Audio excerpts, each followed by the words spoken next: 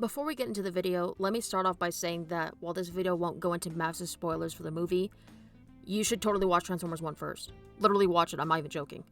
I've only seen like the first two Bay films when I was a kid, and I never got into Transformers before or afterwards. This movie got me drawing them and thinking about them constantly. Like, I think artists who draw Transformers art or mecha art are already insane because of how complex it can be. I mean that lovingly, by the way, and now I'm falling into that rabbit hole and want to learn more about Transformers lore. Secondly, this video is going to be structured more like a rant, commentary rant. Normally when I talk about something on my channel, with the videos so far that I got anyway on here, I go into bigger detail about production, behind the scenes, and setting up a timeline. Transformers is a bit harder to do because it's been around for such a long time, and mostly this is me going on a commentary style rant rather than a full-blown analysis. It's a video that I just got the sudden urge to make. I'm sure there are other videos talking about this as well that bring up other good points too, because this movie got a lot of people talking, mainly about the one issue in particular with this movie that isn't even in the movie. I am going on fewer sources than I would normally use and mainly discussions online, and partly based on my own insight based on what I've noticed within movies releasing over the last few years, which could lead to speculations and assumptions that may or may not be correct. This problem that I'm discussing isn't also considered new. It's technically been ongoing since streaming really took off after the pandemic in 2020. There's also a lot more problems regarding the film and TV industry that I could spend a bit talking about and complaining about, but for the most part, Transformers 1 basically covers this problem I'd like to discuss right now. So in general, keep this in mind that what I'm saying could be inaccurate at certain points, though I think there's some merit to it. I welcome additional thoughts and insights in the comments below. With all that said, let's get into the video.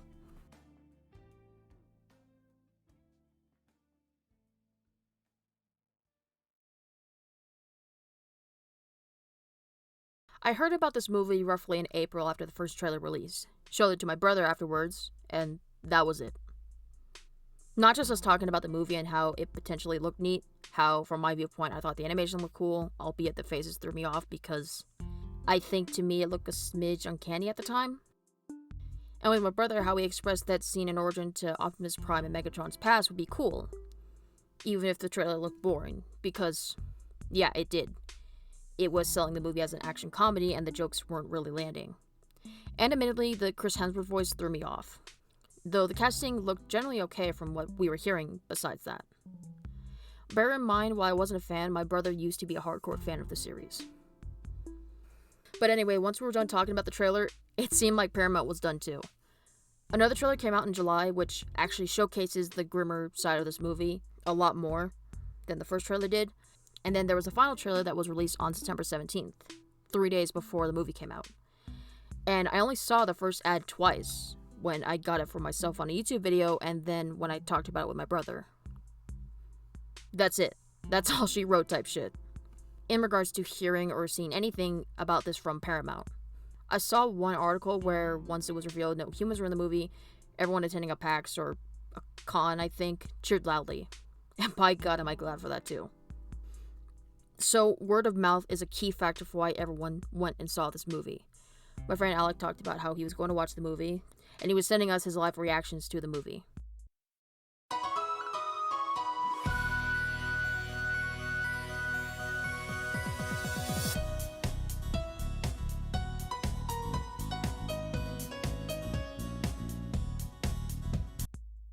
At some point he finished it, and that day he asked the three of us if we wanted to sit down and watch it together on a call. Which we did. And you know, Sentinel says Megatronus was the strongest prime to ever live. I know, buddy. Looks good on you. Oh, it's really cool. Thanks. Always got your back. No matter what. We're really doing this. So glad I'm out here with you. This was a great idea.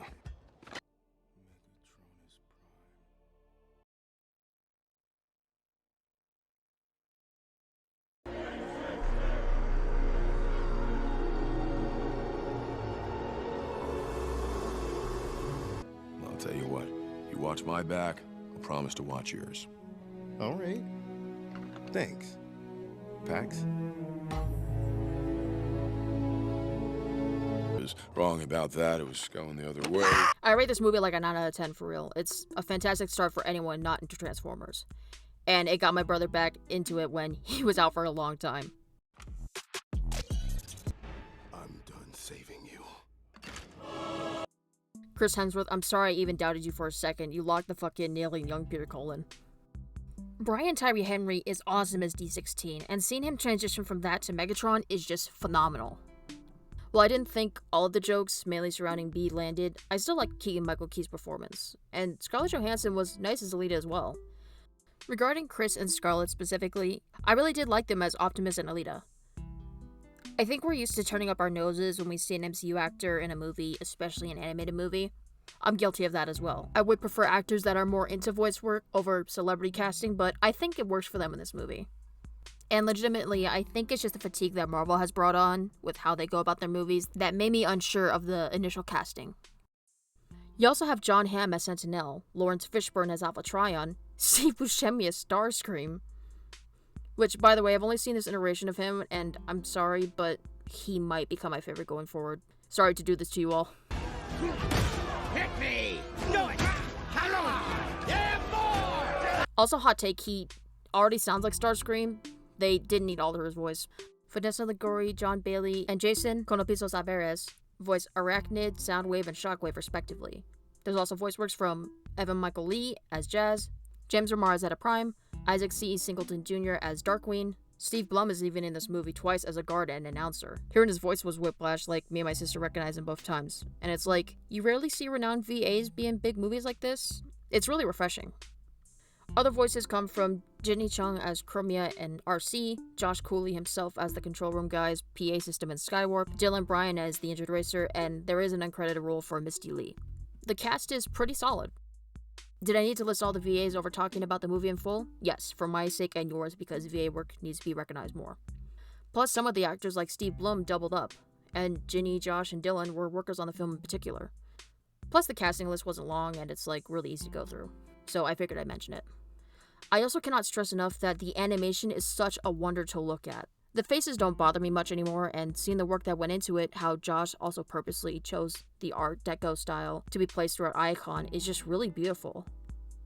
We also showed our mom this movie as well since she watched G1, and her only grips that the opening act was slow and the mishmash of blurriness and sharpness within some scenes were just hard to look at, which I'm assuming has to do with the given environment and lighting. So I understand those criticisms. I think the opening act is a little bit slow at times too, but I thought it was still evenly paced all around. It's also funny when we were watching it, my mom recognized Steve Buscemi's voice right away, and when he started walking down the steps, she was like, "Oh, he walks like Buscemi too," and I had lost it. Like, what do the animators mean by that? Anyways, yeah, besides watching it on call, we went to the theaters to watch it as well, and it was very much not packed. We went like a week or so after watching the movie initially. There was like one other family there. My theaters also stopped showing it like near or on the third week it was in theaters, so I couldn't participate in TF Weekend. Now you might be asking, what's TF Weekend? Well, that brings me to my next section.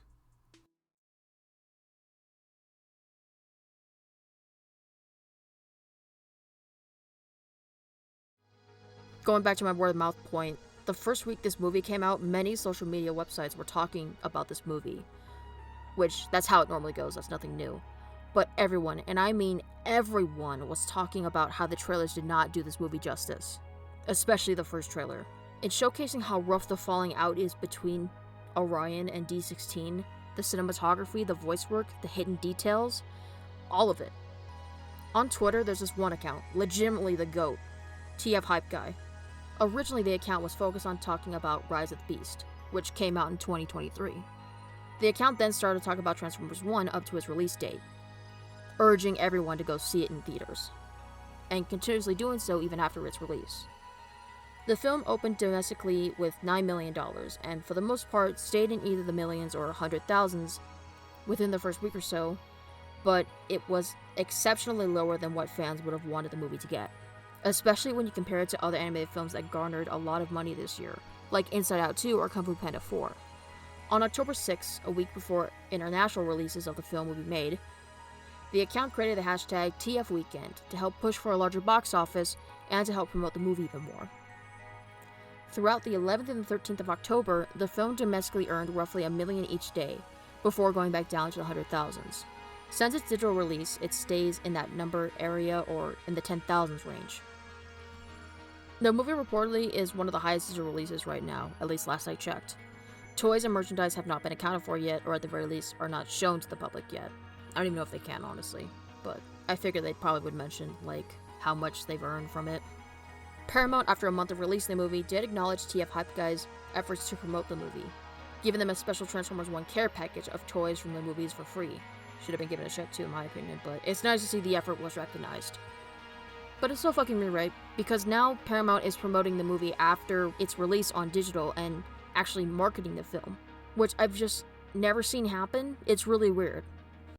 Now, why don't you sit down, Papa? You're still recuperating.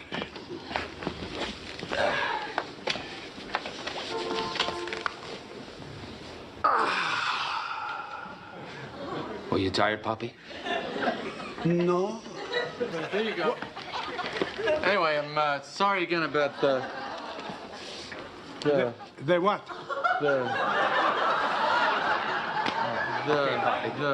So long, huh? I'll see you tonight, bud. All right? Kramer, what is this? What is what? This puddle on my sofa. What puddle? That puddle. I don't know. Is it? Could it? Could he have? It is! Puppy peed on my sofa! Sure. Well, what is it then? This movie is a movie to watch in theaters. As I'm writing this video on November 2nd, alright, video's canceled. As I'm writing this video on November 2nd, it's still in theaters, but the number of theaters it is in is considerably lower. The film so far has crossed $125 million in total, and the budget for this film is estimated to be either $75 million to $147 million. However, the budget was split 3 ways between Paramount, Hasbro, and New Republic Pictures. Assuming it was split evenly, that would at least be $25 million for each, and at most $49 million. With that in mind, to break even, the film would have to make either $150 million or $294 million at most. Some early articles talked about how the film would have to be successful at the box office to push for the full trilogy they want to do. It's worth pointing out that the reviews for this movie are consistently positive. There's general hype and praise being shown among fans and newcomers to the series as well. It may be me coping, but I want to believe at this one time, the movie will get a sequel. Because quite frankly, it deserves it and it's the marketing's fault. September could be considered a weird month for movie releases, but The Wild Robot was a movie that succeeded, that came out a week later, and was also greenlit for a sequel. This makes my coping even worse. But the key difference is that the movie's marketing was consistent over Transformers 1, and people talked about how it was the last in-house movie at DreamWorks, since they were going to start outsourcing their movies. Maybe that's not a large selling point among regular audiences, but for animation nuts and animators, it is. It's inherently cheaper, by the way, to outsource animation. That's likely a key reason as to why they're outsourcing in the first place. Speaking of corporate greed... Again, it's like poetry, so if they rhyme. Let's get into the general theory as to why this movie bombed and why it might be on purpose.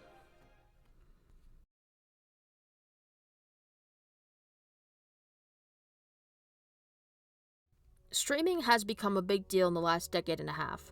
What started out as an easy access to movies or TV shows to have on pretty much one major platform to combat cable has become a monopolistic format to gatekeep certain products among the big name studios in order to keep competition going and to make more money. Disney is arguably one of the biggest monopolies out there within the film industry, and animators in the industry will come to a general consensus that they are abhorrent to work with and will take jabs at them anytime. Alex Hirsch was a prominent example in the early 2010s where censorship hindered jokes and gay representation in Gravity Falls, along with recently The Owl House, made by Dana Terrence. In some other shows, you will see subtle, not-so-subtle jabs made towards them. Of course we do! We're just trying to show how real friendships work. And we can, because we're on Nickelodeon, not some fake we get along all the time network like... Well, I can't legally name the other company, but You know which one. The company as a whole is shit. The lawsuit from the peanut allergy and the initial dismissive attitude because they had a Disney Plus subscription. Movie executives as a whole are not your friends, and the corporate greed reflects greatly within how long movies are released in theaters. They want certain movies to bomb. Reading off this Tumblr champion blog, the post reads as follows. User When Cartoons Rule the World first posted, Disney when they spend exactly $2 promoting their new movie during a busy weekend and it flops, with the surprise Pikachu meme. A reblog from Ghostly Blue Muffins then follows with a screenshot of tags. Reading it as is, says, this is about Haunted Mansion and I have some stuff to say. So when I saw the trailer during the Barbie movie and I was planning to watch that movie with my brother too. But when I saw the release date, I get super confused. July? In fucking July, you pretend to release this movie. Disney is insane. Why would they do that? Who in the world would release a Halloween movie during July? And why would you release a movie when Barbie is what people still talking about? And I think the TMT movie is releasing this month, I guess. The next reblog goes as follows, explaining why this is the case. At ArtistHeart83. There is actually a reason for this. A very disgusting and greedy capitalist reason, but a reason nonetheless. Basically, they are banking on it not doing well in theaters, but doing well on streaming services in October, over 3 months after the release date. Most of the writers, actors, workers, etc. paycheck depends on how well they do in theaters and the 3 months after its release. Since it'll fall in theaters and won't pick up in streaming until after everyone has gotten the majority of their paychecks, they won't have to pay their workers as much as their work is worth. This was also going on during the SAG strikes as well, so it adds more salt in the wound. And quite frankly, I believe that most, if not all, studios follow this trend. Joker 2 followed due to Electric Boogaloo got a streaming release on October 20th, when it released on October 4th, because it's doing so shit at the box office compared to the first movie. Which I haven't seen it, but I've heard the shit with it, and I hate it so much. There's so much to unpack with that movie. I thought the first film was fine anyways, but that one just kind of set me off. What in the actual fuck? There's also the new Beetlejuice sequel, and in an article from IndieWire, it states Tim Burton pushed for that movie to be a theatrical release rather than a streaming exclusive release. And that film was still scheduled for a digital release a month after it was released anyways, though it could still be played in theaters. The Wild Robot, which was a critical success, got a streaming release after its initial release while still being in theaters. Now, because those films are still in theaters, I'm inclined to believe that they still get paid for the theater time. However, because streaming is accessible, heavy quotes around the word accessible, and otherwise being able to access an HD release online would make it easier for people to watch and would deter them from going to the movies, rather watching it at home instead. Transformers as it stands right now is dropping significantly at the box office, so not only is this an issue of not getting a sequel, workers may not get a large or fair paycheck from the theatrical release of the movie. Then payment within streaming services is a whole different ballgame. Actors have faced issues in the past receiving royalties on TV shows that aired on cable or on Netflix, etc. I imagine that other streaming services would have this problem too. Part of that, I think, has to do with some initial contracts that were made at the time, but come on, you can adapt and pay your workers. At Pixar, a percentage of staff was laid off from the animation department before the release of Inside Out 2, meaning that they couldn't get a paycheck from the movie. And that movie is now the highest grossing animated movie of all time, that stuck a long time in theaters, or basically the appropriate runtime that a movie should be in theaters. You got me fucked up, dude.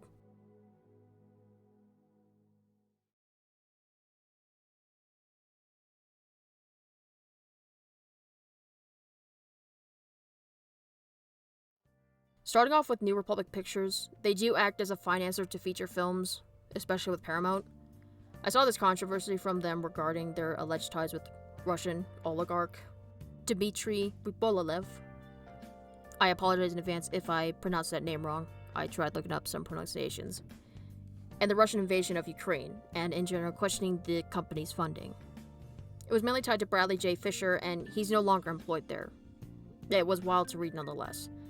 This is something to keep in mind though, even if ties were cut off, since Russia's invasion on Ukraine is still a hot topic since it's ongoing. Paramount has screwed over movies in the past. A recent example would be the animated movie Under the Boardwalk. You're probably like, that's not a real movie, Sam. Yes, it is. I saw the trailer a day before it was released. I never watched it afterwards, but the marketing was also scuffed. Now, this may just only reflect Paramount's marketing team, but Paramount just seems to handle their money in an unfair way, in my opinion. Might be reaching here, but these are the rumored salaries for the actors in Sonic 3. I know part of it may depend on the actor themselves, like how RDJ had to be paid roughly $100 million to play a whitewashed Dr. Doom. Brother, get a Roman actor, it's not that hard. It's just foul work to me that Ben, Tika, Colleen, Kristen are being paid in scraps compared to the rest of the cast. Hey, why are the women being paid less? Here to help.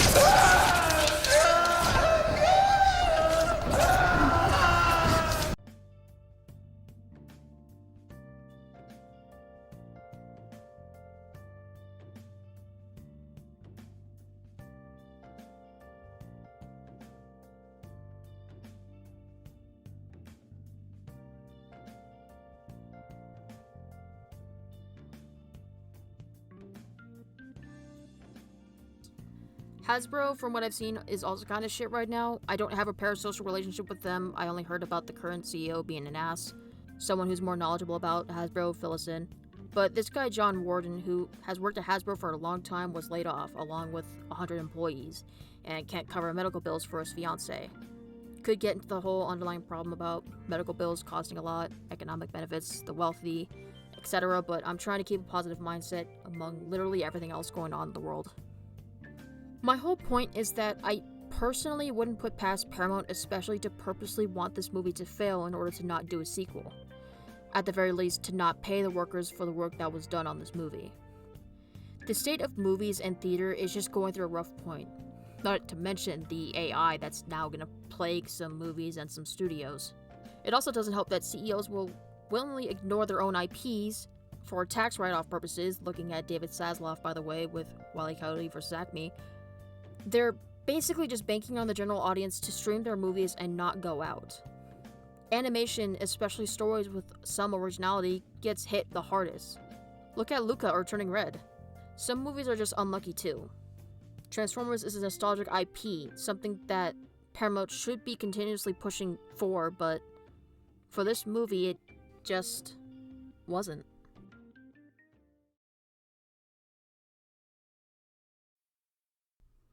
It's easier said than done, but to combat this, we are going to have to attend movies physically more. From my standpoint, being in the US, the pandemic, we could have handled a lot better. I don't mind that we had to social distance ourselves at every location or stop going to locations altogether. And you should keep that in mind if you are going out and COVID is still a problem even if it's not as extreme anymore. The movie industry right now, especially with theatrical releases, is just taking a dive. The word-of-mouth promotion for this movie, I believe, greatly saved it from being a total box office flop. And I really like to hold out hope that the outcry on social media and the consistently good reviews this movie gets will show Paramount that we do want the full trilogy. Don't rely on the big executives to push for movies that you love. You have to push for that love and recognition yourself. If you aren't, or weren't, depending on when this video releases, able to see this movie in theaters, I implore you to check it out on digital. Tell your friends and family about this movie, especially ones that were thinking about getting it Transformers. It has some heavy-hitting themes that I think hit well with all audiences. Make posts and art or works online to show some love and support for this movie. And when a new film comes out, especially animated films, if it's in good conscience, please check them out in theaters.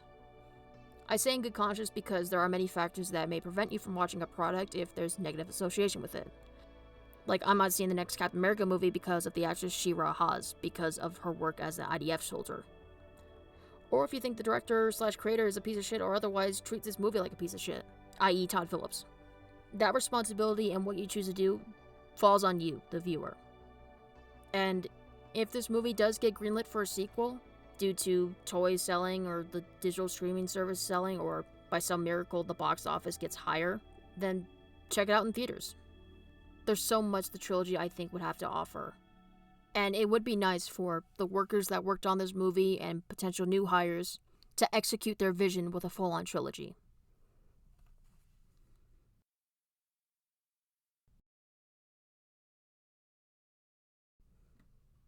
Thank you guys for watching and for making it to the end of the video. Here are my sources cited on screen. This is a quick little segment, but I wasn't expecting this to be my next video.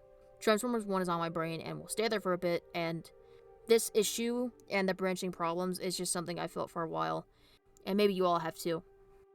I also want to thank those who checked out my last video. I'm just flabbergasted how many people checked it out. I'm still shocked over it. Thank you so much. Anyway, I will see you all in my future projects. Thank you for watching.